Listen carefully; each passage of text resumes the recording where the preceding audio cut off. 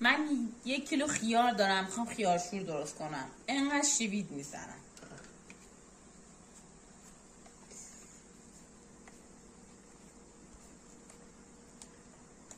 اینقدرم تلخون میزنم. یه دونم بوته سیر دارم. اینا رو مخلوطش میکنم، قشنگ میکسشون میکنم، خوردشون میکنم که طعم خوبی به خیار. دوباره توی آب اندازه نصف لیوان سرکه سفید روشون زدم. یه 5 دقیقه میذارم تو همین حالت باشه. به خاطر چی؟ به خاطر که کپک نزنه. بعد همینجوری مستقیم از آب میکشمشون تو اون ظرف مورد نظرم میریزم. یکم آب بهش اضافه میکنم که راحت مخلوط بشه. زدی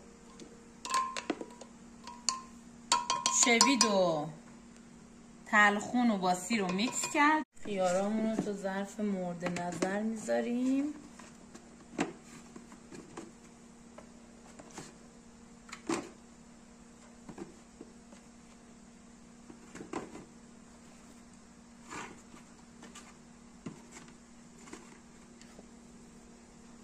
حالا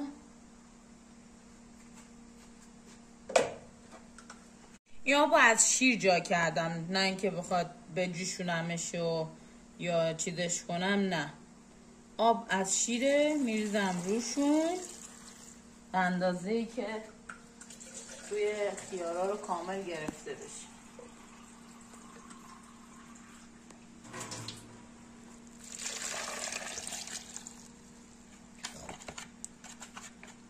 یعنی قشنگ روی خیارا 100 گرم هم سرکه بهش میزنیم.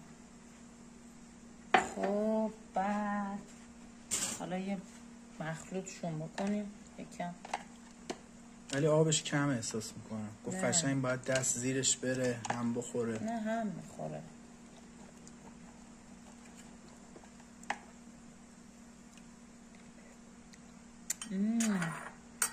طعمش عالیه. مخلوط اینم بهش میزنیم.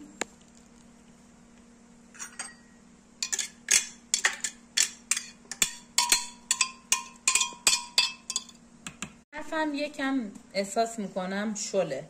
یه پلاستیک گذاشتم و اینو هم محکم سفتش میکنم. شما سعی کنید در ظرفتون پلم باشه بهتر.